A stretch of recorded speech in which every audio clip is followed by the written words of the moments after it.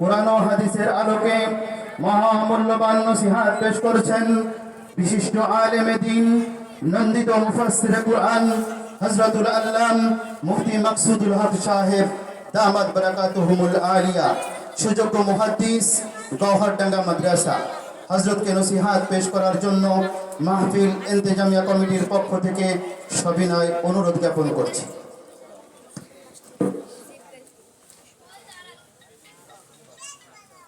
আসসালামু আলাইকুম ওয়া রাহমাতুল্লাহি ওয়া বারাকাতুহু।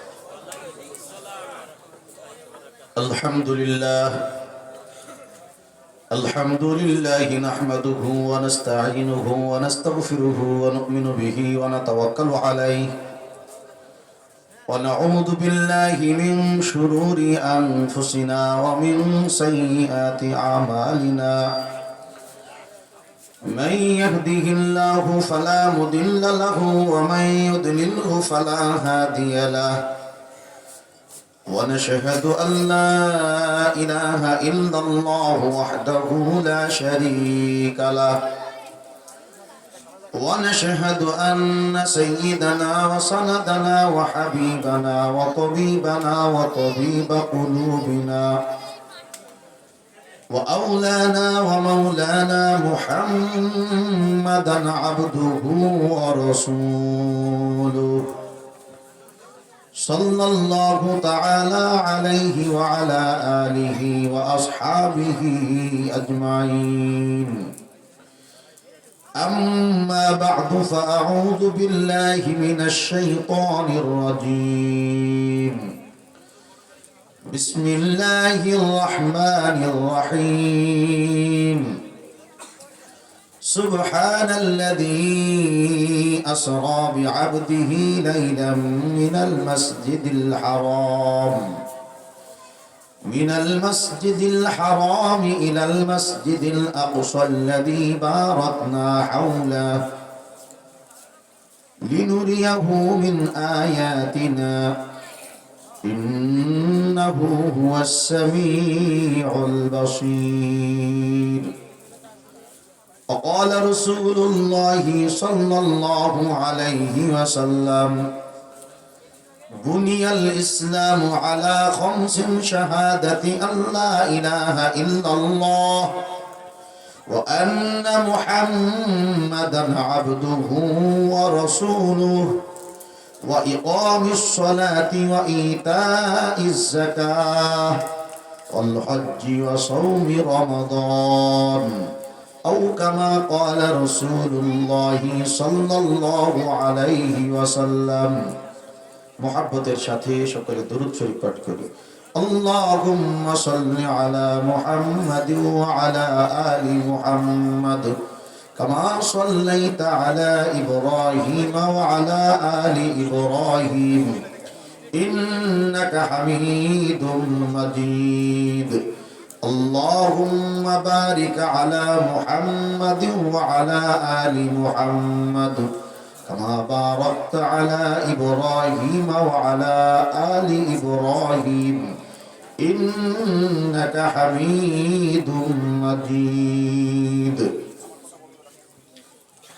চাপাইল মুলসিরি চর মধুপুর শামসুল উলুম মাদ্রাসা এতিমখানার উদ্যোগে আয়োজিত 53তম বার্ষিক ওয়াজ মাহফিলে সম্মানিত শ্রদ্ধাভাজন সভাপতি, এতদ অঞ্চলের গৌরব কৃতি সন্তান হযরত মাওলানা আনিসুজ্জামান শিকদার, পরিচালক ইসলামিক ফাউন্ডেশন রাজশাহী, মাহফিলের প্রধান অতিথি হাফিজ হুজুর রহমতুল্লাহি আলাইহির খলিফা হযরত মাওলানা ইসমাইল যশোরী সাহেব দামাত বরকাতুল আলিয়া, মুহতামিম ও শাইখুল হাদিস মদিনাতুল উলুম মোমিনবাগ মাদ্রাসা ঢাকা, মাহফিলের প্রধান আলোচক জাতীয় পর্যায়ের খ্যাতি সম্পন্ন মুফাসসিরে কোরআন হযরত মুফতি ইয়াহইয়া মাহমুদ দামাত বরকাতুল আলিয়া ঢাকা। আলোচনা পেশ করবেন ঐতিহ্যবাহী জামিয়া রহমানিয়া মোহাম্মদপুর ঢাকার সুযোগ্য মুহাদ্দিস হযরত মাওলানা মুফতি মিজানুর রহমান কাসিমি সাহেব দামাত বরকাতুল আলিয়া। মাহফিল উপলক্ষে আমন্ত্রিত উপস্থিত অন্যান্য উলামায়ে কেরাম, আমার সামনে উপবিষ্ট মুরব্বিন ইজাম, তরুণ ও যুবক বন্ধুরা, পর্দার আড়াল থেকে বয়ান শ্রবণরতা আমার মা বোন, আল্লাহ রাব্বুল আলামিনের দরবারে অসংখ্য অগণিত শুকর, যিনি আমাদেরকে কনকনে শীতকে উপেক্ষা করে জান্নাতের বাগানে একত্রিত হওয়ার তৌফিক দান করেছেন। এজন্য রব্বে করিম আল্লাহ পাকের দরবারে দিল থেকে কালিমাত শুকর আদায় করে বলি আলহামদুলিল্লাহ। মুহতারাম হাজিরিন, আমাদের নবী, পেয়ারা নবী মুহাম্মদ রাসূলুল্লাহ সাল্লাল্লাহু আলাইহি ওয়াসাল্লামের জীবনে যত আশ্চর্য ঘটনা সংঘটিত হয়েছে, তার মধ্য থেকে অন্যতম একটি আশ্চর্য ঘটনা হলো ইসরা এবং মেরাজের ঘটনা। কোরআনে হাকিমের মধ্যে ইসরা ও মেরাজের আলোচনা আছে। অসংখ্য হাদিসে মুতাওয়াতিরের মধ্যে ইসরা মেরাজের আলোচনা আছে। এজন্য ইসরা ও মেরাজ বিশ্বাস করা এটা ঈমানের অংশ। আমি আপনাদের সামনে সূরাতুল ইসরা তথা বনী ইসরাঈলের শুরু থেকে একটি আয়াতে কারিমা তেলাওয়াত করেছি। আল্লাহ পাক রব্বুল আলামিন যে আয়াতের মধ্যে ইরশাদ করেছেন, সুবহানাল্লাযী আসরা বিআবদিহি, মহামহিম পরওয়ারদিগার, পবিত্র সত্তা তিনি, যিনি তার এক বান্দা অর্থাৎ মুহাম্মদ রাসূলুল্লাহ সাল্লাল্লাহু আলাইহি ওয়াসাল্লামকে রাত্রিকালীন পরিভ্রমণ করিয়েছেন, সফর করিয়েছেন। সফরের সূচনা হয়েছে মিনাল মসজিদিল হারাম, মসজিদে হারাম থেকে, ইলাল মসজিদিল আকসা, এক পর্বের সফরের পরিসমাপ্তি ঘটেছে মসজিদে আকসা থেকে। আল্লাযী বারাকনা হাওলাহু, আল্লাহ বলেন যে মসজিদের আকসার চতুর্দিকে আমি বরকত রেখেছি। লিনুরিয়াহু মিন আয়াতিনা, এই ইসরা রাত্রিকালীন পরিভ্রমণ আমি কেন করালাম? যাতে আমি আমার বান্দা মুহাম্মদ রাসূলুল্লাহ সাল্লাল্লাহু আলাইহি ওয়াসাল্লামকে আমার আশ্চর্য নিদর্শনাবলী থেকে কিছু নিদর্শনাবলী তাকে দেখাতে পারি। আল্লাহ রাব্বুল আলামিন আমাদের নবী সাল্লাল্লাহু আলাইহি ওয়াসাল্লামকে আশ্চর্য ঘটনা, নিদর্শনাবলী দেখাবেন বলেই মেরাজ করিয়েছেন, ইসরা করিয়েছেন। এই মেরাজ ছিল সশরীরে, স্বপ্নযোগে বারবার হয়েছে সেটা ভিন্ন কথা। কিন্তু এই আয়াতে যে ইসরায়ের আলোচনা হয়েছে এটা হয়েছে সশরীরে। আল্লাহ পাক রব্বুল আলামিন সেদিকে ইঙ্গিত করার জন্য বলেন সুবহান। সুবহানাল্লাহ বা সুবহান এই শব্দ আসে কখন? যখন আমরা কোনো আশ্চর্য বিষয় শুনি বা আশ্চর্যতা প্রকাশ করি তখন বলি সুবহানাল্লাহ। কি বলেন, তাই না? এই শব্দের মধ্যে ইঙ্গিত আছে এটা অতি আশ্চর্যের। আবার পরবর্তীতে নবী সাল্লাল্লাহু আলাইহি সাল্লাম, এই ছোটরা কথা বলো না, নবী সাল্লাল্লাহু আলাইহি সাল্লাম যখন মক্কাতে এসে সকল মানুষকে মেরাজের ঘটনা শুনিয়েছিলেন, তখন কাফেররা এটা নিয়ে অনেক বাজে মন্তব্য করেছিল। কিছু দুর্বল চিত্তের মানুষ তো মুরতাদও হয়ে গিয়েছিল, নাউজুবিল্লাহ। মেরাজকে তারা অস্বীকার করেছে যে মাত্র ইশার পরের সময় থেকে ফজরের আগে এই মধ্যবর্তী সময়, অল্প সময়, এর মধ্যে মক্কা থেকে মসজিদে হারাম থেকে মসজিদে আকসা ফিলিস্তিনে যাওয়া, সেখান থেকে ঊর্ধ্ব গগনের সফর, এগুলো তো বাদ। শুধুমাত্র মসজিদে হারাম থেকে মসজিদে আকসা যেতে আর আসতে তো 3 মাস থেকে 4 মাস লাগে। এতটুকু অল্প সময়ের মধ্যে উনি কি করে পারলেন? এই জন্য তারা এটা অস্বীকার করেছে। স্বপ্ন যুগে যদি মেরাজ হতো তাহলে কেউ এটাকে অস্বীকার করতে পারতো না, কারণ স্বপ্নে তো কত কিছুই হয়। কি বলেন? এখানে কতজন বাংলাদেশের বাদশা হয়ে গেছে কতবার, কি বলেন? প্রধানমন্ত্রী, এমপি, মন্ত্রী, এসপি, ডিসি, এই মাসার মোহতামি, কত মাসা শাইখুল হাদিস, এই গমের ঘরে অনেক কিছু হয়, বাস্তবতা তো ভিন্ন। তো স্বপ্নে যদি হতো তো এগুলো নিয়ে কাফেররাও অস্বীকার করা বা এটা নিয়ে নিন্দা ছড়ানোর কোনো সুযোগ পেত না। যেহেতু সশরীরে হয়েছে, নবী সেটা বলতেছেন, এর জন্য তাদের কাছে এটা অবিশ্বাস্য মনে হয়েছে, বিধায় তারা অস্বীকার করেছে, বেঈমানি করেছে এবং তাদের শিরিক আর কুফরিকে আরো বাড়িয়েছে।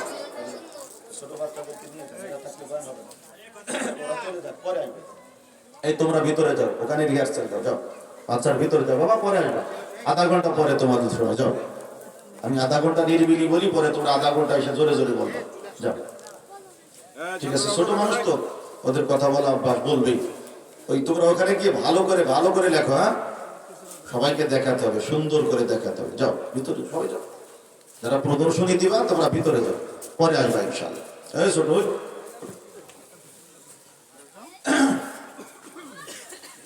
তো যে কথা বলছিলাম, আল্লাহ রাব্বুল আলামিন আমাদের নবীকে যে মেরাজ করিয়েছেন, এটা কি ছিল? সশরীরে। বলতে হবে কি ছিল? সশরীরে ছিল। রাসূল আকরাম সাল্লাল্লাহু আলাইহি সাল্লাম মেরাজের বিবরণ সাহাবায়ে কেরামদেরকে শুনিয়েছেন। অসংখ্য সাহাবী সেই ঘটনা আবার অন্যদেরকে শুনিয়েছেন। বুখারী এবং মুসলিম শরীফে মুত্তাফাক আলাইহি হাদিস। হযরত মালিক ইবনে সাসা রাদিয়াল্লাহু তাআলা আনহু তিনি বয়ান করেন, রাসূল আকরাম সাল্লাল্লাহু আলাইহি ওয়াসাল্লাম আমাদেরকে মেরাজের ঘটনা বিস্তারিত শুনিয়েছেন। তো শোনাতে গিয়ে নবীজি বলেন, বাইনামা আনা ফিল হাতিম, আমি একদিন হাতিমে কাবার মধ্যে শোয়া ছিলাম। হাতিমে কাবা, কাবা শরীফের উত্তর প্রান্তে মদিনার দিকে আর কি একটি জায়গা আছে ঘেরাও করা, যেটা আগে কাবা শরীফের অন্তর্ভুক্ত ছিল। পরবর্তীতে যখন কুরাইশেরা সংস্কার কাজে হাত দেয়, তখন তাদের অর্থাভাবে হালাল টাকা না থাকার কারণে অতটুকু এরিয়া তারা ছেড়ে দিয়েই পূর্ণটা নির্মাণ করেছিল। আশা করেছিল আগামীতে যদি হালাল টাকা হয় তাহলে পুরাটাই নির্মাণ করবে। লম্বা ইতিহাস আছে এর উপরে। এই হাতিমে কাবা, হাতিম মানে মাহুতিমা মিনাল কাবা, কাবা থেকে যাকে ভাঙা হয়েছে ভগ্নাংশ, ওই জায়গার মধ্যে নবী সাল্লাল্লাহু আলাইহি সাল্লাম ছিলেন। কোন কোন হাদিসের মধ্যে পাওয়া যায় নবী সাল্লাল্লাহু আলাইহি সাল্লাম উম্মে হানি রাদিয়াল্লাহু তাআলা আনহা, যিনি আলী রাদিয়াল্লাহু তাআলার বোন, নবীজির আপন চাচাতো বোন, তার ঘরে ছিলেন। দুলাভাইয়ের বাসায় শালা সম্বন্ধী বেড়াইতে যায় না যায়, নবীজি ছিলেন। ভাগ্নে অনেক ছিল, তাদের সাথে ছিলেন। তো নবীজি বলেন, হঠাৎ আমি দেখলাম এক রাতে আমাদের ওই ঘর, উম্মে হানির যে ঘর, ওই ঘরের উপরে যে ছাদ, আস্তে করে ছাদ ফাঁকা হয়ে গেল। সুবহানাল্লাহ। ফাঁকা হয়ে গেলে সেখান দিয়ে কোন আগন্তুক এক আগন্তুক আসলেন। সে আগন্তুকের নাম হযরত জিবরিল আলাইহিস সালাম। তিনি এসে গেলেন। আর কোন কোন বর্ণনায় নবীজি বলেন, আমি ঘুম ভাবে হাতিমে কাবার মধ্যে ছিলাম, আমাকে জিবরিল আলাইহিস সালাম জাগালেন। জাগানোর পরে কি করলেন? নবীজি বলেন, আমি দেখলাম তার হাতে একটি স্বর্ণের পেয়ালা। সুবহানাল্লাহ। কিসের পেয়ালা? স্বর্ণের একটি পেয়ালা। এই স্বর্ণের পেয়ালার মধ্যে আছে জমজমের পানি। কিসের পানি? জমজমের পানি। নবীজি বলেন, মামলুইন ঈমানান ওয়া হিকমা, যেই পাত্রটা পরিপূর্ণ করা হয়েছে ঈমান আর জ্ঞান প্রজ্ঞা দিয়ে। এক রওয়ায়াতে পাওয়া যায় নবী সাল্লাল্লাহু আলাইহি সাল্লাম বলেছেন, প্রথমে ওই ফেরেশতা আমার এই হলকুমের নিম্ন অঞ্চল থেকে, এই যে হলকুম আছে না গলার নিচে, এই জায়গা থেকে আমার নাভি পর্যন্ত মাঝখানে পুরো বডিটা, শরীরটা, সিনাকে তিনি ফেড়ে ফেললেন। সুবহানাল্লাহ। সিনা চাক। একটা সময় পর্যন্ত মানুষ এটাকে অস্বীকার করত, বলতো ওলামায়ে কেরামে, আলেম ওলামা হুজুরেরা এই কিসসা কাহিনী আশ্চর্য বানায় বলে, যাতে তাদের ইমামতি ওয়াজ নসিহত ভালো হয়, মানুষ যেন ভয়তে টাকা পয়সা হাতিয়ে দেয়, এই নিয়ে হুজুরা যেন চলতে পারে। এগুলো বলতো এক যুগ পর্যন্ত। কিন্তু যারা কুদরতে বিশ্বাস, যারা আল্লাহকে বিশ্বাস করে, তারা তো এগুলোকে সাধারণ একটা জিনিস মনে করে। কি বলেন? আল্লাহ পাক রব্বুল আলামিন সিনা ফেড়ে আবার জোড়া লাগায় দিবেন, এই ক্ষমতা আল্লাহ পাকের আছে না? আছে। এখন সে সবাই বিশ্বাস করে না। এই হুজুর আজা বলছে, ঠিকই বলছে, কারণ এখন আধুনিক চিকিৎসা ক্ষেত্রে দেখা যায় ওপেন হার্ট সার্জারি করা হয়, এটাকে ফেরেই কঠিন থেকে জটিল রোগের অপারেশন করা হয় না বলে। দিব্যি তারা সুস্থ থাকে, তারা জীবিত থাকে, ঘুরে বেড়ায়। এখন সবাই বিশ্বাস করে যে হ্যাঁ, সিনা ফাড়ার পরও মানুষ বেঁচে থাকতে পারে। আপনাদের মধ্যে দু একজন লোক আছেন নাকি? এটা আছেন তো সিনা ফাড়া লোক। ওই যে দেখেন, এই যে আমার দাদা, ওই যে আমি তো আছি। আছে মানে কি? নবীজি আমার বলেন, আমার সিনাটাকে ফেরে আমার কলবটাকে সেখান থেকে বের করা হলো, আমার কলবটাকে ওই স্বর্ণের যে পেয়ালা তার মধ্যে রাখা হলো, সুন্দর করে ধৌত করে আবার ওই কলবটাকে যেখানে ছিল সেখানে প্রতিস্থাপন করা হলো।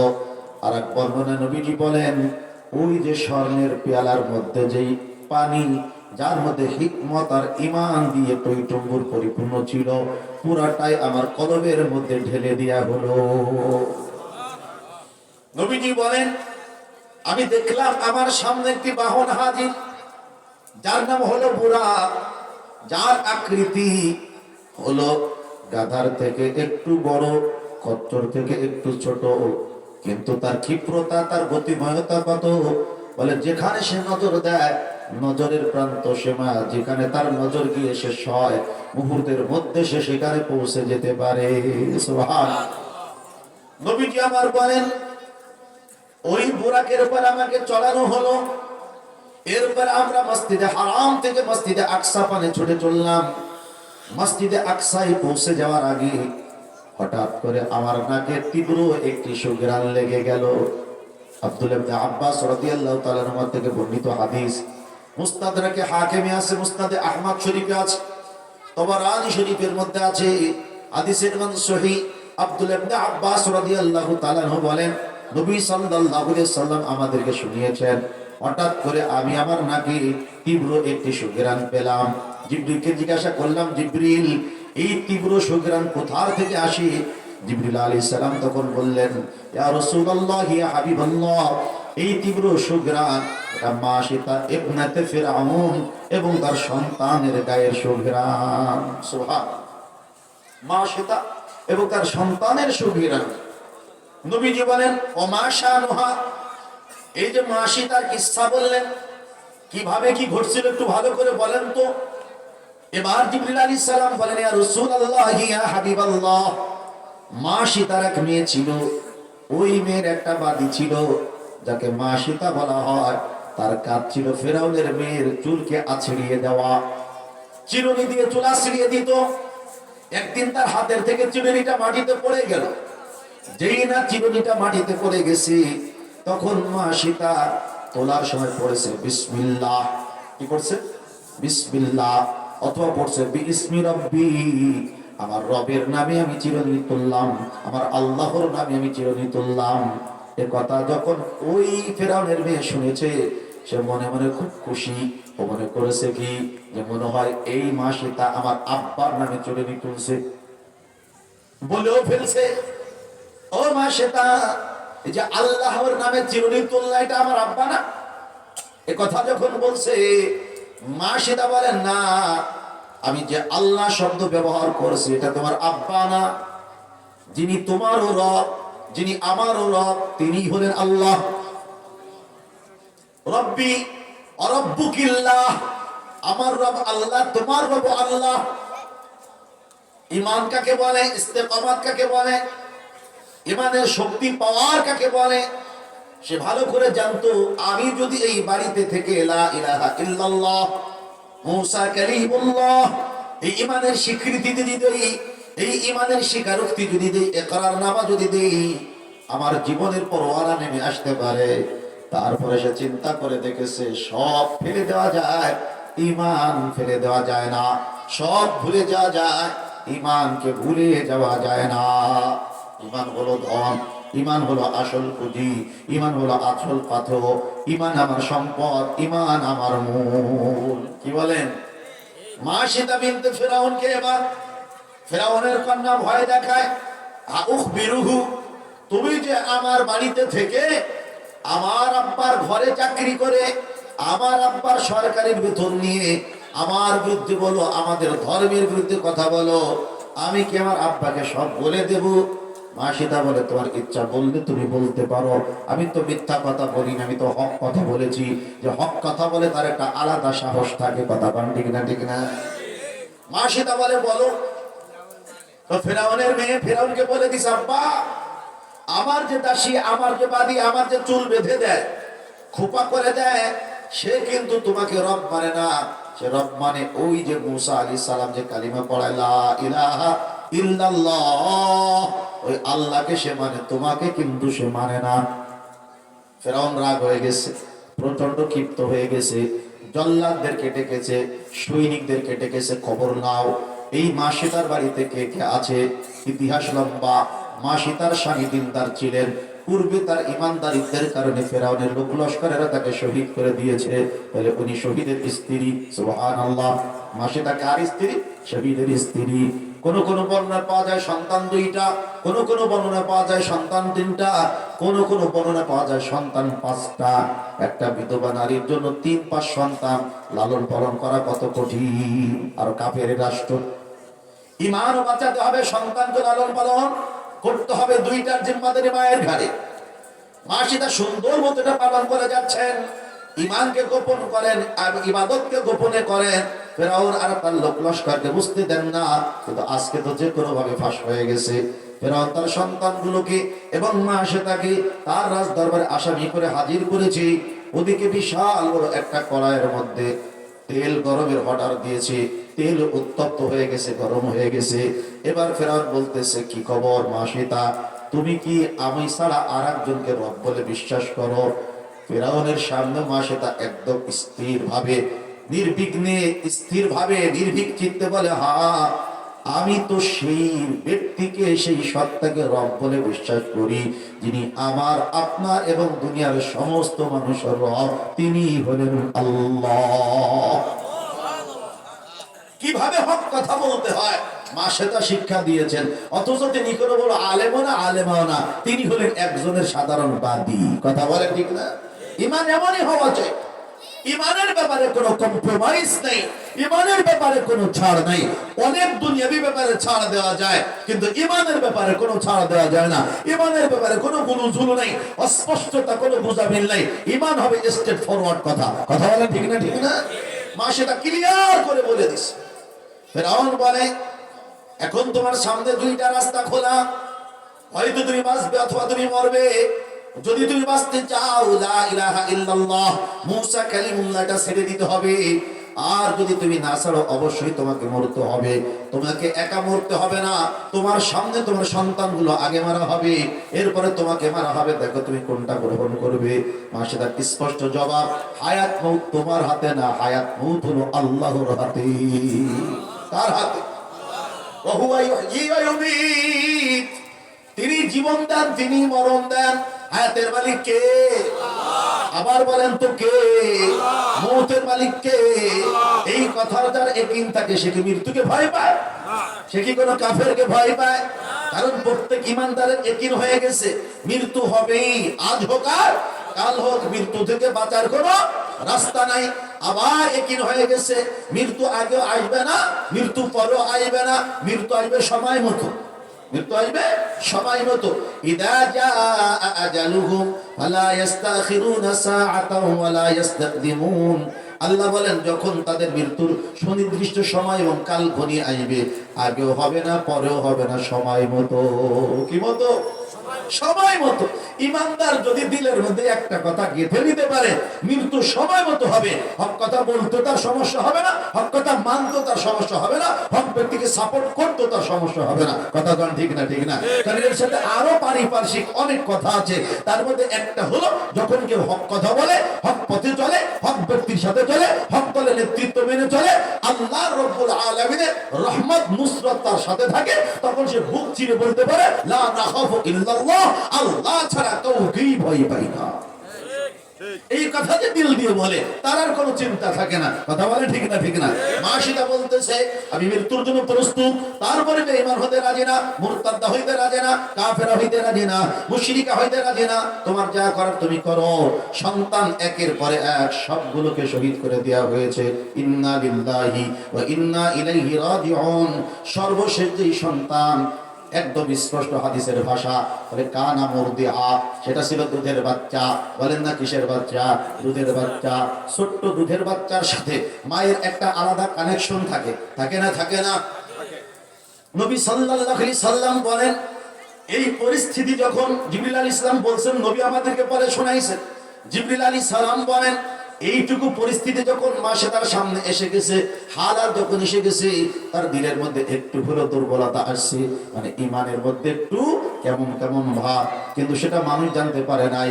আল্লাহকে সে জানাইছে, আল্লাহ আমি মা সেতা তোমার বাদী, আমার 4টা 3টা 2টা সন্তান শহীদ হয়ে গেল, এখন দুধের বাচ্চা শহীদ হয়ে যাবে। আল্লাহ আমার জন্য কেমন কেমন লাগে, তুমি তো ঈমান রক্ষাকারী, আল্লাহ আমার ঈমান রক্ষা করো, আল্লাহ তুমি আমাকে সবরের তৌফিক দিয়া দাও। এটাও দরকার আছে না নাই? আমাদের উস্তাদ আল্লামা আব্দুর রউফ ঢাকার হুজুর রহমাতুল্লাহি আলাইহি, আল্লাহ হুজুরকে জান্নাতের আলা মাকাম নসিব করে, বলেন আমিন। বারবার কিছু দোয়া আমাদেরকে তালকিন দিতেন, মস্ক করাতেন। তার মধ্যে একটা দোয়া এটাও যেটা কোরআনে আছে, যে হেদায়েত এর পথে থাকার জন্য, ইস্তেকামতের সাথে থাকার জন্য আল্লাহ পাকের সাহায্য দরকার, অথবা ঈমান রক্ষা করা অনেক সময় সম্ভব হয়ে ওঠে না। আয়াতের মধ্যে আল্লাহ শিক্ষা দিয়েছেন বলতে, রব্বানা লা তুযিগ কুলুবানা বা'দা ইদ হাদাইতানা ওয়া হাব লানা মিন লাদুনকা রাহমা ইন্নাকা আনতাল ওয়াহ্হাব। আয় রব, আপনি আমাদেরকে হেদায়েত করার পরবর্তীতে আমাদের অন্তরকে পাকা করে দিয়েন না, আমাদেরকে গোমরা পথভ্রষ্ট করে দিয়েন না, হেদায়েতের পথে রাখতে পারেন একমাত্র আল্লাহ। মা সীতা যখন দিল থেকে আল্লাহ পাকের কাছে দোয়াটা করেছেন, আল্লাহ তার দোয়া কবুল করে ফেলেছেন। বান্দা যদি আল্লাহর কাছে চাওয়ার মতো চাইতে পারে, বিশেষ করে মাজলুম মাজলুমা যদি হয়, নির্যাতিত নির্যাতিতা যদি হয়, ওই সময়ের দোয়া কারেন্টের চাইতে দ্রুত কবুল হয়। কথা ঠিক না বেঠিক? হাদিসের স্পষ্ট বয়ান, তিন প্রকার মানুষের দোয়া কবুল হয়, তার মধ্যে একদল হলো মাজলুম। মাজলুম সে যেই হোক, মুসলমান অমুসলমান, এমনকি প্রাণীও যদি মাজলুম হয়, তার বদ্ধ আল্লাহর কাছে পৌঁছায়, দোয়াটাও যেমন পৌঁছায়, বদ্ধ তেমন পৌঁছায়। এর জন্য তো বলা হয় জীবনে কখনো জালেম হবে না, জালেমের সহকারী হবে না, কারণ জালেমও ধ্বংস হয়, জালেমের হাত ধরে যে এগিয়ে যায় সেও ধ্বংস হয়। একমাত্র টিকে থাকে মাজলুম, একমাত্র টিকে থাকে মাজলুম। মাজলুম হয়ে জালেম হয়ে না, জালেমের সহকারী হয়ে না, তাহলে দুনিয়াও বরবাদ, আখিরাতের মধ্যে বরবাদ, আমও যাবে, সালাও যাবে। মা সীতা বিনতে ফিরআউন ঈমান রক্ষার জন্য যখন আল্লাহর কাছে দোয়া করেছেন, ওই যে ছোট্ট শিশু, দুধের বাচ্চা, যে কথা বলতে পারতো না, আল্লাহ তার জবান দিয়ে কথা বের করে দিয়েছে। আল্লাহ পারেন না। হযরত আব্দুল্লাহ ইবনে আব্বাস রাদিয়াল্লাহু তাআলা আনহুমা বলেন, চারজন শিশুকে দিয়ে আল্লাহ কথা বলিয়েছেন, যাদের কথা বলার বয়স হয়নি। কয়জন? চারজন। তার মধ্যে এই যে একজন ছোট্ট বাচ্চা যখন মাকে মহব্বতের সাথে বলছেন ইয়া উম্মাহ, এক বয়ান, অত বলছে ইসবিরি ইয়া উম্মি, ইসবিরি ইয়া উম্মাহ ইন্নাকি লাআলাল হক। ও আমার মা, প্রিয়তমা মা, সম্মানিতা মা, আপনি একটু ধৈর্য ধারণ করুন, আপনি তো হকের উপরে আছেন। ইত্তাহিবি, প্রয়োজনে আপনি কয়লা হয়ে যান, তাওস হয়ে যান। দুনিয়ার শাস্তি শাস্তি না, আখিরাতের শাস্তি হলো আসল শাস্তি। আখিরাতের শাস্তির সামনে, আযাবের সামনে দুনিয়ার এই শাস্তি কোনো শাস্তি না। এই কথা যখন বলছে, মা সীতার ঈমান আরো মজবুত হয়ে গেছে। মা সীতাকে ফেরাউন প্রস্তাব দিচ্ছে, তোমার যদি মরণের আগে কিছু চাওয়া পাওয়ার থাকে তো চাও, আমি দিব। তো মা সীতা বলে, তোমার কাছে আবার চাওয়ার কি আছে? চাওয়ার তো আল্লাহর কাছে আছে। আমাদের চাওয়া কার কাছে? বলেন না, কার কাছে? সারা জগৎ মিলেও যদি আমাকে উপকার দিতে চায়, পারবে না আল্লাহ না দিলে। সারা জগতের সবাই মিলে আমাকে কিঞ্চিত অনুপরিমাণের ক্ষতি করতে পারবে না আল্লাহ যদি না দেয়। তাহলে লাভ ক্ষতি কে দেয়? বলেন না, কে দেয়? আল্লাহ ছাড়া লাভও কেউ দিতে পারে না, ক্ষতিও কেউ দিতে পারে না। এই ইয়াকিন যার হয়, সে কি ভয় পায়? বিপদকে সে আর আলিঙ্গন করে, মুসিবত আসলে সেটাকে রহমত মনে করে। কারণ আল্লাহ রব্বুল আলামিন দিয়েও পরীক্ষা করেন, না দিয়েও পরীক্ষা করেন। দিলে শুকরিয়া, না দিলে সবর। কথা বলেন। নবীজি সাল্লাল্লাহু আলাইহি সাল্লাম বলেন, মুমিনের ব্যাপারটা আমার বড়ই আশ্চর্যের লাগে। আল্লাহ তাকে হার হালাতেই নেকি দেয়, মুমিনকে হার হালাতে আল্লাহ নেকি দেয়।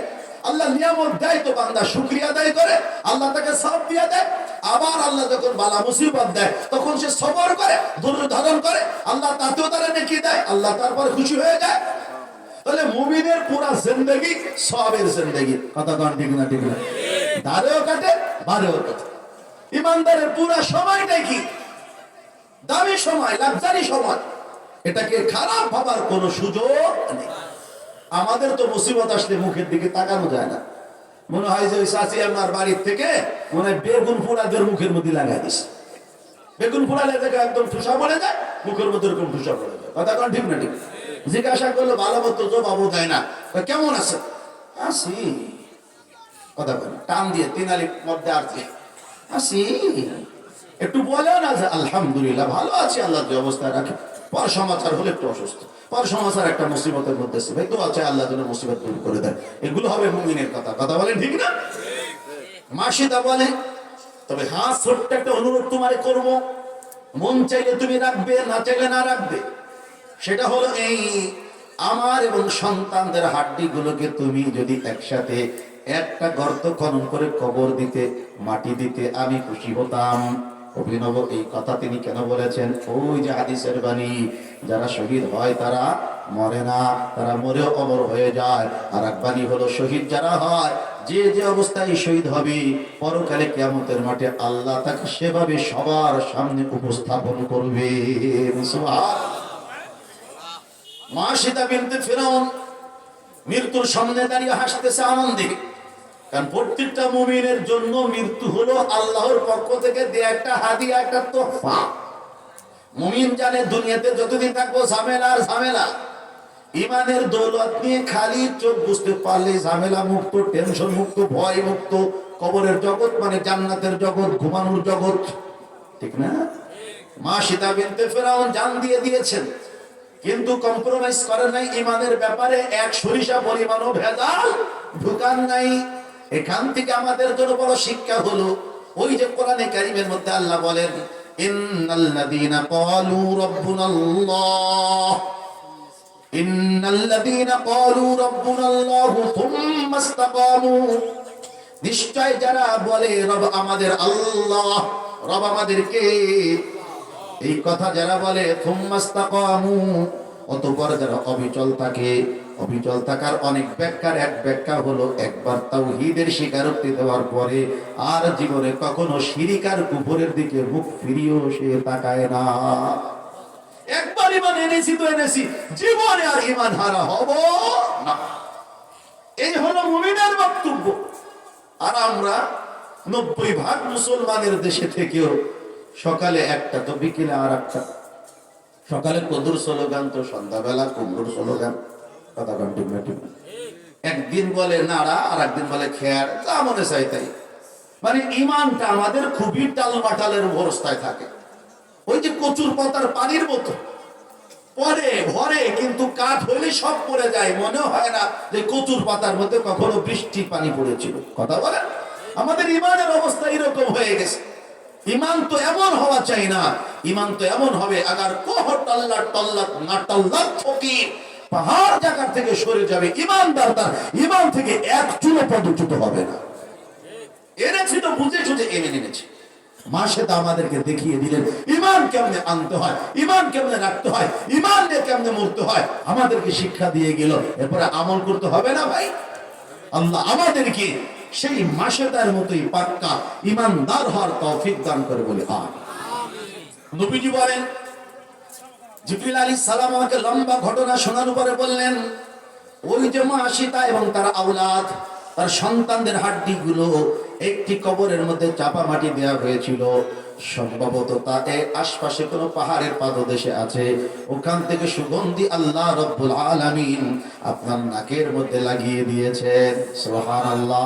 নবীজি আমার বলেন, এবার আমরা মসজিদুল আকসার দিকে গেলাম, গিয়ে দেখি বিশাল একটা পাথর, তার মধ্যে আছে ছিদ্র।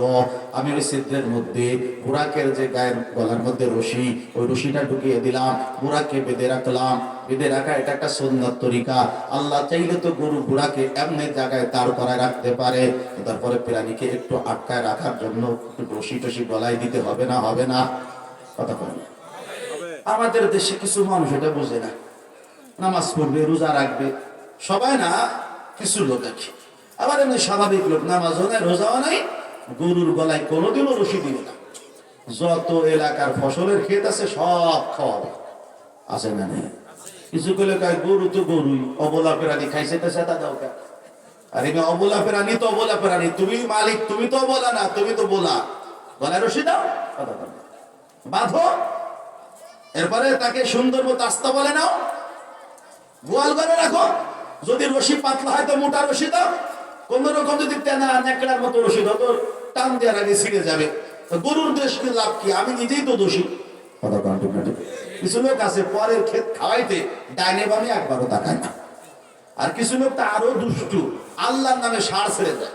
এখন এগুলো কমছে দুনিয়াতে, আগে খুব ছিল, ছিল না তো? এখন আল্লাহর নামের ষাঁড়, মানে আল্লাহর নামে ষাঁড় ছেড়ে দিয়ে এক ষাঁড় সারা দেশের সব মানুষের ফসল আর গাছকে নষ্ট করত। আল্লাহকে এরকম ক্ষতি করে নাকি? নাউজুবিল্লাহ, আল্লাহ কারোর ক্ষতি করে না। তো আল্লাহর নামে ষাঁড় ছাড়া আর সেই ষাঁড় দিয়ে মানুষের ক্ষতি করা, এটা ইসলামের অংশ হয় কেমনে? এটা মানুষের মধ্যে ভুল ধারণা ছিল। আল্লাহর নামে ষাঁড় ছাড়া এরকম শরিয়াতে কি নাই বলেন তো? জায়েজ। নবীজি বলেন আমরা ভিতরে ঢুকলাম, নবীজি বলেন ভিতরে ঢুকেই প্রথম আমি হযরত মূসা আলাইহিস সালামকে দেখলাম। আশ্চর্য, আরো বড় বড় নবী রাসূলকে দেখলাম। আমাকে বলা হলো 2 রাকাত নামাজ পড়ুন, আমি 2 রাকাত নামাজ পড়লাম। আর এক রাতে আছে বড় বড় নবী রাসূলের সাথে পরিচিতি পর্ব হয়েছে, সবাই নিজের নিজের পরিচয় দিয়েছেন, নবীজিও নবীজির পরিচয় দিয়েছেন সাল্লাল্লাহু আলাইহি ওয়াসাল্লাম। একটা পর্যায়ে জামাতের সাথে 2 রাকাত নফল নামাজের ব্যবস্থাপনা হয়েছে। নামাজের জন্য জামাত যদি হয় একজন ইমাম লাগবে না? বলেন, ইমাম কি হবে? সবই তো বড় বড় ইমাম। আদম আলাইহিস সালাম বড় ইমাম না? আদম সফিউল্লাহ। নূহ আলাইহিস সালাম বড় ইমাম, নূহ নবীউল্লাহ। ইব্রাহিম আলাইহিস সালাম বড় ইমাম, ইব্রাহিম খলিলুল্লাহ। মুসা আলাইহিস সালাম বড় ইমাম, মুসা কালিমুল্লাহ। ঈসা আলাইহিস সালাম বড় ইমাম, ঈসা রূহুল্লাহ। সবাই তো বড় বড়। কে নামাজ পড়াবে? জিবরিল আলাইহিস সালাম আমাদের নবীর হাতটা ধরে আস্তে করে ইমামতির জায়নামাজে দাঁড় করিয়ে দিয়ে বললেন, আজকের নামাজ পড়াবে মুহাম্মদুর রাসূলুল্লাহ, মুহাম্মাদুল হাবিবুল্লাহ। আল্লাহ রসুল, আল্লাহর হাবিব, তিনি নামাজ পড়াবেন। নামাজ নবী পড়ালেন। আল্লাহ কি প্রমাণ করে দিলেন? আমার নবী মুহাম্মদ সাল্লাল্লাহু আলাইহি সাল্লাম শুধু নবী নন, শুধু রাসূল নন, শুধু আমার হাবিব নন, তিনি সাইয়্যিদুল আম্বিয়া, তিনি সাইয়্যিদুল মুরসালিন, তিনি সমস্ত নবী সমস্ত রাসূলদের সরদার, শ্রেষ্ঠ নবী, শ্রেষ্ঠ রাসূল। তাহলে ইমানের সাথে এইটাকে আপনি ঢুকায় নেবেন। আমাদের নবীর ব্যাপারে শুধু তিনি আল্লাহর রাসূল, এইটুকু আমার মানলে ইমান পরিপূর্ণ হবে না যতক্ষণ আরো 2টা কথা আমার দিলের মধ্যে গেঁথে না নেব। আমার নবীর আরো 2টা উপাধি আছে, আরো 2টা গুণ আছে। 1, আমার নবী শ্রেষ্ঠ নবী। 2, আমার নবী শেষ নবী। ধরে বলেন কয়টা? 2টা। আমাদের নবী মানে মুহাম্মদুর রাসূলুল্লাহ সাল্লাল্লাহু আলাইহি সাল্লাম শ্রেষ্ঠ নবী। আমাদের নবী মুহাম্মদুর রাসূলুল্লাহ সাল্লাল্লাহু আলাইহি সাল্লাম শেষ নবী। আমাদের নবীর পরে নতুন করে কাউকে নবুয়তি দেওয়া হবে না। যদি কেউ আমাদের নবীর পরে নতুন করে কাউকে নবুয়তি দেওয়া হয়েছে এইরকম বিশ্বাস করে, সেও কাফির। আর যদি কেউ নিজেকে নবী বলে দাবি করে, সেও কাফির। অতএব কারণে কাদিয়ানি কাফের, কাদিয়ানি কাফের। जो ना माने হবে কাফের। কাদিয়ানি কাফের, কাদিয়ানি কাফের। কাদিয়ানির কে যে কাফের মনে করবে না, সেই লোকটাও কাফের। কথা ঠিক তো? নবীজি বলেন, এরপর আমাকে ঊর্ধ্ব গগনের দিকে নিয়ে যাওয়া হলো। প্রথম আসমানে গিয়ে জিবরিল আলাইহিস সালাম সালাম দিলেন। ওখানে দায়িত্বপ্রাপ্ত যিনি ফেরেশতা ছিলেন, তিনি সালামের উত্তর দিয়ে বলেন, মান আনতা, তুমি কে? বলে আনা জিবরাইল, আমি জিবরাইল আলাইহিস সালাম। বলে মা মাকা, আপনার সাথে কে? বলে মুহাম্মদুর রাসূলুল্লাহ সাল্লাল্লাহু আলাইহি সাল্লাম। বলে আপনাকে কি তার কাছে পাঠানো হয়েছিল এখানে তাকে আনার জন্য? বলে হ্যাঁ। সাথে সাথে দরজা খুলে গেল। নবীজি বলেন, প্রথম আসমানে গেলাম, বিশাল দেহের অধিকারী এক ব্যক্তি সেখানে আছেন। আমাকে বলা হলো ইনি হযরত আদম আলাইহিস সালাম। নবীজি বলেন, ফাইদা হুয়া 60 জিরাহা, তার উচ্চতা 60 হাত লম্বা। নবীজি বলেন, আমাকে বলা হলো ফাসাল্লিম আলাইহি, আপনি তাকে সালাম দেন। নবী বলেন, আমি তাকে সালাম দিলাম। তিনি সালামের উত্তর দিলেন। উত্তর দিয়ে আমাকে একটু মারহাবাও দিলেন। মারহাবাম বিন নবিয়্যি সালিহি ওয়াল ইবনি সালিহি, নেককার নবী, নেককার সন্তানকে স্বাগত। এখান থেকে বহুত কিছু শেখার আছে। সময় তো অল্প, উলামায়ে কেরাম অনেক, আলোচক অনেক, খুব অল্প সময় পেয়েছি ভাগে আজকে। একটু খেয়াল করেন, আমাদের নবী সাল্লাল্লাহু আলাইহি সাল্লামকে হযরত আদম আলাইহিস সালাম নেককার সন্তান বলে অভিবাদন জানিয়েছেন, মারহাবা জানিয়েছেন। এর থেকে শিক্ষা নেই না আমরা আমাদের সন্তানেরা যদি ভালো কাজ করে, নেককার যদি হয়, পরহেজগার হয়, বিভিন্ন ভাবে তাদেরকে মারহাবা স্বাগতম জানানোর দরকার আছে না নাই? এই যে একটু পরে দেখবেন ছোট ছোট বাচ্চারা যাদের নাক জোরে জোরে টিপ দিলে এখন এই নাক দিয়ে ময়লা প্যান বের হবে। কথা কোন ঠিক না? ঠিক না? ছেলেশা বের হবে। এই বাচ্চাগুলোর হ্যান্ড রাইটিং, এদের তেলাওয়াত, এদের হাদিস মুখস্থ, এদের খুতবা, এদের বডি ল্যাঙ্গুয়েজ এত চমৎকার, অনেক শিক্ষিত মানুষও এতটা সুন্দর পড়তে পারবে না। এই সন্তানগুলো যাদের অবদানে, তাদের উচিত মাঝে মাঝে এদেরকে ভালোবাসা, এদেরকে স্নেহ দেওয়া, এদেরকে সৎকার দেওয়া, মাথায় হাত বোলানো, একটু নাস্তা করানো। যাদের সন্তান এরকম ভালো লেখাপড়া করতে পারে তাদের নিজেকে সৌভাগ্যবান মনে করা, এই খুশিতে আনন্দিত হওয়া, মানুষের সামনে তাদের সুনাম বলা। কথা বলা ঠিক না? ঠিক না? আমাদের সমাজে এখনো কিন্তু এই পরিবর্তন আসেনি। আমাদের সমাজে এখনো মনে করে হুজুর মানে সালা কান্দে দেওয়া। কথা বলা ঠিক না? ঠিক। হুজুর মানে সালা কান্দে দেওয়া। এমন হুজুরদের মধ্যে এমনও হুজুর আছে যারা সারা পৃথিবী চালাইতে পারে আল্লাহর মেহেরবানিতে, সারা দেশ রাষ্ট্র চালাইতে পারে আল্লাহর মেহেরবানিতে। কথা বলেন ঠিক না? ঠিক। এই যে আনিসুজ্জামান শিকদার সাহেব বলি তো হুজুর নাকি? হুজুর না? না হুজুর না। হুজুরে কি চালায়? ইসলামিক ফাউন্ডেশন চালায়। কি বলেন ঠিক না? খালি চালায় না, খুব সুন্দর মতো চালায়। একদম সৎ অনেস্ট যতগুলো অফিসার বাংলাদেশে আছে তার মধ্যে অন্যতম শ্রেষ্ঠতম হযরত আনিসুজ্জামান সাহেব। তো আলেমকে যদি কদর করা হয়, তার যোগ্যতা অনুযায়ী যদি তার থেকে কাজ দেওয়া হয়, পুরা পৃথিবী চালানোর মতো যোগ্য প্রাজ্ঞ লোকবল উলামায়ে কেরামের মধ্যে আছে। আলহামদুলিল্লাহ। আলেমরা শুধুমাত্র মনে করবেন না যে শুধু আপনাদের ধারণা যে কোরআন হাদিস পড়ে আর কিছু পড়ে না। আল্লাহ মাফ করো, কথাটা কেমন হলো? আরে যদি শুধু কোরআন হাদিসও পড়ে, কোরআন হাদিসের মধ্যে তো সবকিছু, সারা পৃথিবীর যত আবিষ্কার এর মূল থিমটা আসছে কার থেকে? কোরআন হাদিস থেকে। যত আবিষ্কার, যত বিজ্ঞানের আবিষ্কার, যত উন্নতি থিওরি সব আসছে কার থেকে? বলে কোরআন থেকে। আল্লাহর মেহেরবানিতে উলামায়ে কেরামকে আল্লাহ এরকম যোগ্য প্রাজ্ঞ বানিয়েছেন। তো সন্তান যদি নেককার হয় তাকে একটু মারহাবা জানানো যাবে তো ইনশাআল্লাহ। নবীজি বলেন, আমি দেখলাম আব্বাজান আদম আলাইহিস সালাম ডান দিকে কিছু মানুষের মুখচ্ছবি, বাম দিকে কিছু মুখচ্ছবি। ডান দিকে যখন তিনি তাকান তিনি হাসেন, আনন্দিত হন। বাম দিকে যখন তাকান তিনি কাঁদেন আর মুখটা মলিন হয়। আমি জিজ্ঞাসা করলাম এর কারণ কি? হযরত জিবরিল আলাইহিস সালাম বলেন তার কারণ হলো ডান দিকে যাদের মুখচ্ছবি দেখা যাচ্ছে এরা হলো জান্নাতি মানুষ, সুবহানাল্লাহ বলি। আর বাম দিকে যাদের মুখচ্ছবি দেখা যাচ্ছে এরা হলো জাহান্নামী মানুষ, নাউজুবিল্লাহ বলি। মানে সেখান থেকে দ্বিতীয় আসমানে গেলাম। হযরত ইয়াহইয়া আলাইহিস সালাম হযরত ঈসা আলাইহিস সালামের সাথে সালাম কালাম পরিচয় হলো, মারহাবা হলো। সেখান থেকে তৃতীয় আসমানে গেলাম, হযরত ইউসুফ আলাইহিস সালামের সাথে দেখা হলো। মানে ইউসুফ আলাইহিস সালামকে যখন আমি দেখলাম, ইউসুফ আলাইহিস সালামকে যখন দেখলাম তো আমার ধারণা হলো ইউসুফ আলাইহিস সালামকে আল্লাহ গোটা সৃষ্টির যত রূপ সৌন্দর্য তার অর্ধেকটা তাকে দিয়েছেন। সুবহানাল্লাহ, কত সুন্দর চেহারা। এখন কারোর মনের মধ্যে প্রশ্ন আসে না যেন, এই ডাউটস যেন না হয়, আল্লাহ আমাদের নবী সাল্লাল্লাহু আলাইহি সাল্লামের চেহারা কি তবে ইউসুফ আলাইহিস সালামের থেকে কম ছিল? বলে না, আমাদের নবীর চেহারা ইউসুফ আলাইহিস সালামের থেকেও বেশি ছিল। সুবহানাল্লাহ। ইউসুফ আলাইহিস সালামকে দেখে নারীরা কমলা লেবু কাটতে গিয়ে হাত কেটে ফেলেছে। তোর ইউসুফের মধ্যে বিবরণ আছে। কবি বলে, আরে ওই মহিলারা যদি আমার নবীর সৌন্দর্য চেহারা অবলোকন করত, ওরা লেবুর জায়গায় হাত কাটছে, হাত না, এবার আমার নবীকে দেখা কলব অন্তরকে ফালি ফালি করে ফেলতো, টুকরা টুকরা করে ফেলতো। এত চমৎকার চেহারা আল্লাহ আমাদের নবীকে দিয়েছেন। সাহাবায়ে কেরাম বলেন আমাদের নবীজির চেহারা চাঁদের চেয়ে সুন্দর ছিল। সুবহানাল্লাহ, এত চমৎকার চেহারা আমাদের নবী। বলে চতুর্থ আসমানে ইদ্রিস আলাইহিস সালামের কাছে সালাম কালাম হলো, কুশল বিনিময় হলো। তিনি দোয়া দিলেন, আমি দোয়া দিলাম। এরপরে পঞ্চম আসমানে হযরত হারুন আলাইহিস সালাম, ষষ্ঠ আসমানে হযরত মূসা আলাইহিস সালাম, সপ্তম আসমানে দেখি হযরত ইব্রাহিম আলাইহিস সালাম বসে আছেন। একটা দেয়ালের সাথে হেলান দিয়ে বলা হলো এই দেয়াল হলো বাইতুল মামুরের দেওয়াল। এই দেয়ালকে কেন্দ্র করে যে ঘর বাইতুল মামুর, এটা ফেরেশতাদের তওয়াফের ঘর। প্রতিদিন সেই দেয়ালকে, সেই ঘরকে তওয়াফ করে 70,000 ফেরেশতা, 70,000 মালাক। বলে একবার যে তওয়াফ করে আর একবার তার কোনো চান্স নাই, সুযোগ নাই। সুবহানাল্লাহ। নবীজি বলেন আমাকে ইব্রাহিম আলাইহিস সালাম বললেন, বাজান আপনি দুনিয়াতে যখন যাবেন আপনার উম্মতকে আমার পক্ষ থেকে সালাম জানাবেন। 2 নম্বর উম্মতদেরকে বলবেন জান্নাতের জমিন বড় পূত পবিত্র, বড়ই উর্বর উৎকৃষ্ট। এই জান্নাতের মরুভূমির মতো জায়গা, এখানে কিন্তু গাছপালা নেই।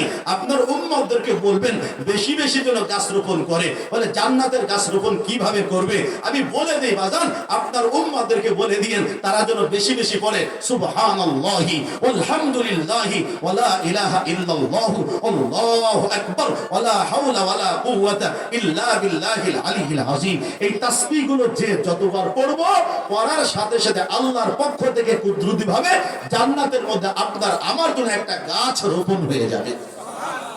নবীজি বলেন সেখান থেকে আমাকে আল্লাহ রাব্বুল আলামিনের কাছে নেওয়া হলো। বলে পথিমধ্যে আমি জিবরিল আলাইহিস সালামকে দেখলাম তার আসল আকৃতিতে। তার আকৃতি দেখলাম, তার ডানা হলো 360টা। কয়টা? 360, বলে তার এক একটি ডানা কত বড়, দুনিয়ার মধ্যে পুরাটা ডানা যদি মিলে ধরেন, দুনিয়ার এক প্রান্ত থেকে আর এক প্রান্ত পুরাটাই কভার হয়ে যাবে, ভরে যাবে, একটু জায়গাও ফাঁকা থাকবে না। সুবহানাল্লাহ। তাহলে দুনিয়াতে আর ডানা মেলার মতো জায়গা কার নাই? জিবরিল আলাইহিস সালামের নাই। দুনিয়ার থেকে উপরের জায়গা কম না বেশি? এই দুনিয়া থেকে আসমানের জায়গা কম না বেশি? একটু বলেন না, কম না বেশি? কথা যে বলে না, কম না বেশি? কত বেশি বলতেই পারবো না। আসমানের মধ্যে লাগোয়া লটকানো এক সূর্য, বিজ্ঞানীরা বলেন এটা মাত্র দুনিয়া থেকে 13 লক্ষ গুণ বড়। ওই সূর্য একাই যদি 13 লক্ষ গুণ বড় হয়, তাহলে প্রথম আসমানটা কত বড়? এভাবে করে যত উপরে যাবেন, নিচেরটা সাইজে তত কি হবে? ছোট হয়ে যাবে। তাহলে বলুন সপ্তম আসমানের পরে কত জায়গা? নবীজি বলেন সেখানে দেখলাম একটা বিশাল বড়ই গাছ, সেটার নাম হলো সিদরাতুল মুনতাহা।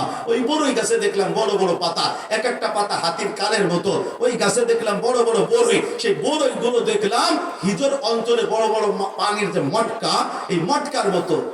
নবীজি সাল্লাল্লাহু আলাইহি ওয়াসাল্লামের কথা বলেছেন, উম্মতের কেউ কেউ আশ্চর্য হয়, আল্লাহ এত বড় বড় ড্রামের মতো বড়ই, এই 20 লিটারের মতো সাইজের বালতিওয়ালা বড়ই, এই ছোট্ট মুখে খাবো কেমনে?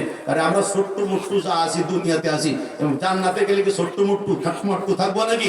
আল্লাহ আমাদের সকলকে এক সাইজের বানাবে, সকলের সাইজ হবে কত? 60 হাত। তো 60 হাত মানুষ, তার গালটা তো বড় হবে, বালতি একটা খেয়ে ফেলবে আপনি, কটার মটার করে বড়ি খেয়ে ফেলবো। আল্লাহ তৌফিক দান করে বলেন আমিন। নবীজি বলেন আমাকে আল্লাহ পাকের কাছে নেওয়া হলো। কি হলো? কি হলো? লম্বা আলোচনা হলো। মিয়ানে আশিক ও মাশুক কেরামনিস কেরামান কাতিবিনা হাম খবর নিস। লম্বা কথার পরে নবী বলেন আমি দুনিয়ার দিকে চলে আসবো। আল্লাহ বলেন হাবিব যাচ্ছেন দুনিয়ায়, একটা হাদিয়া নিয়ে যান, আমি আপনার উপরে আর আপনার উম্মতের উপরে খুশি হয়ে প্রতিদিন 50 ওয়াক্ত নামাজ ফরজ করে দিলাম। সুবহানাল্লাহ বলেন। নবীজি খুশি মনে তো নিয়ে চলে আসতেছেন। ষষ্ঠ আসমানে জিবরিল হযরত মুসা আলাইহিস সালাম বলেন ইয়া মুহাম্মদ সাল্লাল্লাহু আলাইহি সাল্লাম, আল্লাহ পাক কি কোনো বিধান, কোনো হুকুম আপনার বা উম্মতের জন্য দিবেন নাকি? সেটিংটা তো আল্লাহ, জিজ্ঞাসা করবেন না কেন? বলে হ্যাঁ দিবেন তো। বলে কি দিছে? বলে 50 ওয়াক্ত নামাজ। সুবহানাল্লাহ, এত নামাজ!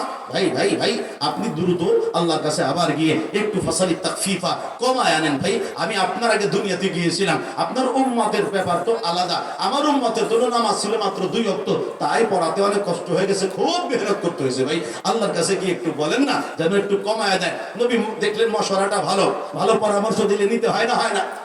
জোরে বলেন নিতে হয় না? হয় না? আপনি পাওয়ার বড়, বউয়ের পাওয়ার আপনার থেকে কম, কিন্তু বাড়ির বউ যদি মাঝে মাঝে ভালো পরামর্শ দেয়, ওটা নিতে হবে না? নিতে হবে না? না, বউ পরামর্শ দিলে নেওয়া যাবে না, ভালো পরামর্শ দিলে অবশ্যই নিতে হবে। নবী নিয়ে গেছেন আল্লাহ পাকের কাছে, আল্লাহ বলছেন যান, আমি 5 ওয়াক্ত কমায় দিলাম। সুবহানাল্লাহ। আবার নবী আসেন, মুসা আলাইহিস সালাম বলে আবার যান, এরকম যান আসেন যান আসেন, যেতে যেতে 9 বারে 45 ওয়াক্ত কমে গেছে। আছে কয় ওয়াক্ত? 5 ওয়াক্ত। অথবা গেছেন 5 বার, 4 4 40, একে গেছে 5, 45 ওয়াক্ত 5 বারে শেষ। এখন নবীজিকে আবারও হযরত মুসা আলাইহিস সালাম বলেন আর একবার যান। নবীজি বলেন হাত্তাস্তাহিয়াইতু, বহুত গেছি, এখন আমার লজ্জা লাগে। তাহলে নবীজির লজ্জা ছিল, ওখানে গিয়েও লজ্জা। কথা কান ঠিক না? ঠিক না? আর আমরা দুনিয়া থেকেও আমরা অধিকাংশ হলো বেহায়া, নির্লজ্জ। হায়া শরম বলে আজকে আমাদের কিছুই নাই, পুরুষেরও নাই, নারীরও নাই। পুরুষের থেকে নারীরা এই যুগের বেশি বেহায়া হয়ে গেছে। কথা কান ঠিক না? ঠিক না? রাস্তাঘাটে, মাকানে, ঘরে, বাহিরে বেহায়াই বেহায়াই, নির্লজ্জতা নির্লজ্জতা। এত বয়ান, এত নসিহত করা হয় পর্দা মানার ব্যাপারে, এত বুঝাইলাম 31st নাইট পালন করা হারাম, আতশবাজি হারাম, এইটা হারাম সেইটা হারাম। কে ঢাকার মানে? ঢাকার মুখে যেই পরিমাণ পটকা আর বাজি ফুটছে 31শে ডিসেম্বর একদম 12টা 1 মিনিটে, আমি তো মনে করছি ইন্ডিয়াকে আক্রমণ করলো কিনা বাংলাদেশের উপর। এইরকম পরিস্থিতি হয়ে গেছে। কথা কান ঠিক না? ঠিক না? মানুষ বয়ান শুনে কিন্তু আমলের জন্য না, শুধু শোনার জন্য শুনে, কানের খোরাকের জন্য শুনে। কে চিক ফাঁক দেয় এটা বুঝে, কেউ সুর দেয় সেটা বুঝে, আসলে আমলের জন্য যেটা, এটা মানুষের মতো মন মানসিকতা নাই। ও ভাই, আল্লাহ রাসূল বলেছেন আল হায়াউ শুবাতুম মিনাল ঈমান, লজ্জা ঈমানের অঙ্গ। ইযা লাম তাস্তাহি ফাসনা মা শিতা, যখন তোমার লজ্জা নেই, তোমার যা ইচ্ছা তুমি তাই করতে পারো। তাহলে লজ্জা আমাদের লাগবে না লাগবে না একটু জোরে বলেন। আল্লাহ আমাকে আপনাকে সকলকে হায়াওয়ালা, শরমওয়ালা, লজ্জাওয়ালা বানায় দেয়। সকলে বলেন আমিন। নবী সাল্লাল্লাহু আলাইহি সাল্লামকে আল্লাহ এবার শোনায়, দোস্ত আমি তো হুকুম দিয়েছিলাম 50 ওয়াক্ত, আপনি বারবার অনুরোধ করেছেন, দরখাস্ত নিবেদন করেছেন, হুকুম কমায় রেখেছি 5 ওয়াক্ত। সব কমাবো এমন তো কোনো কথা বলি নাই। জান আমি আল্লাহই ওয়াদা করলাম, আপনার কোন উম্মত যদি 5 ওয়াক্ত নামাজ ঠিক ঠিক মতো পড়ে, আমি 5 ওয়াক্তের বিনিময়ে 50 ওয়াক্ত আদায়ের সব দিয়ে দিব। কাজ কম মাইনা বেশি, কাজ কম মাইনা বেশি। যদি কোনো মালিক পক্ষ বলে যে এই মুলসিরি চাপাইল চর মধুপুর অঞ্চলে অমুকের বাড়িতে কাজ করলে 500 টাকার কাজ করলে সে 1 মাসের বেতন দিয়ে দেয়, বলেন তার বাড়িতে কি পরিমাণ কৃষকের ভিড় হবে? পুরা বাংলাদেশ তার বাড়িতে চলে আসবে। আরে কোন রকম ঢাকার থেকে যাওয়া আসা খাওয়া দিও তো 1500 টাকায় খুব চমৎকার ভাবে যাওয়া যাবে। যদি একদিন কিষান দিলে 25,000 30,000 টাকা পাওয়া যায়, এই বাড়িতে যাবো, বাদ বাকি ঠেকের পরে ঠ্যাং ঝুলে চায়ের দোকানে চা খাবো আর ডাল চাল চা আছে ফুটাইয়া খাবো, এরকম করতো সকলে। বলেন কথা বলেন ঠিক না ঠিক না? হায় আল্লাহ, আল্লাহ আমাদেরকে কত সহজ করে দিলেন। পড়বা তো 5, 1 দিব 10, 5 দিব 50। এখন বলেন উৎসাহের সাথে এখন এই 5 ওয়াক্ত পড়ার দরকার আছে না নাই? নামাজ আল্লাহর পক্ষ থেকে আনা, নবী সাল্লাল্লাহু আলাইহি সাল্লামের বড় হাদিয়া উম্মতের জন্য, তার নিজের জন্য। আল্লাহর মহান হুকুম, ইমানের পরে সবচেয়ে বড় হলো নামাজ। ও ভাই, আজকের মুসলমানেরা নামাজ থেকে অনেক দূরে। দেখেন মসজিদগুলো আলিশান টাইলস হয়ে যাচ্ছে, 2 তলা 3 তলা মসজিদ গ্রামের মতো হয়ে গেছে। কি সুন্দর কারুকার্যতায় ভরা, কি সুন্দর নকশা নেগার, কি সুন্দর লাইটিং ফিটিং, কি চমৎকার লাগে। গতকাল গেলাম এক মাদ্রাসার এক মসজিদের মাহফিলে, এই যে ঘোষগাতি গোপালগঞ্জ থেকে ভিতরে, এত চমৎকার মনে হয় যে বিদেশের কোন মসজিদে আসছি। চতুর্দিকে এত চমৎকার ফুলের বাগান, গার্ডেনের মতো ভাব। বলে এগুলো হওয়া যত না জরুরি, এর থেকে ভিতরের সৌন্দর্য বেশি আসা জরুরি। আর ভিতরের সৌন্দর্য হলো মুসল্লি। সদর সাহেব রহমাতুল্লাহ আলাইহি, এই গ্রামেরই তো জামাই, কতক্ষণ ঠিক না ঠিক না?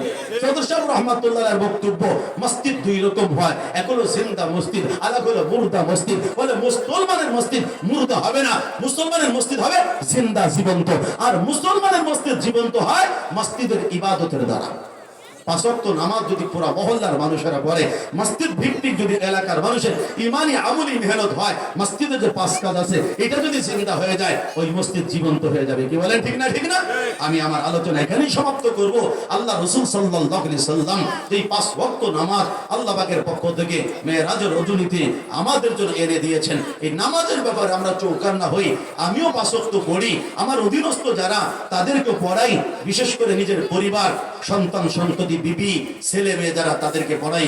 ইয়া আইয়ুহাল্লাযীনা আমানু কু আনফুসাকুম ওয়া আহলিকুম নারা, হে ঈমানদারগণ, তোমরা নিজে জাহান্নাম থেকে বাঁচো, অধীনস্থ পরিবার পরিবর্গ তাদেরকে জাহান্নাম থেকে বাঁচাও। পরিবারকে যদি জাহান্নাম থেকে বাঁচাতে হয়, নামাজি বানাতে হবে না? হবে না? আসুন আমাদের ফিকির একটাই হোক, আমি 5 ওয়াক্ত নামাজি হব, আমার অধীনস্থ যারা তাদেরকে 5 ওয়াক্ত নামাজি বানাবো। এই নামাজের গুণ যদি আমার আপনার মধ্যে চলে আসে, ইনশাআল্লাহ এই নামাজের বাদৌলতে বাকিগুলো চলে আসবে। নামাজের বদৌলতে হারাম কাজ থেকে আমি বেঁচেও যাইতে পারবো। ইন্নাস সালাতা তানহা আনিল ফাহশাই ওয়াল মুনকার, নিশ্চয় নামাজ নামাজিকে যাবতীয় গর্হিত কাজ, পাপাচার, অশ্লীল কাজ থেকে বাঁচায়, বাধা দেয়। আল্লাহ আমাদের সব ভাইকে 5 ওয়াক্ত নামাজি বানায় দেয়। বলেন আমিন।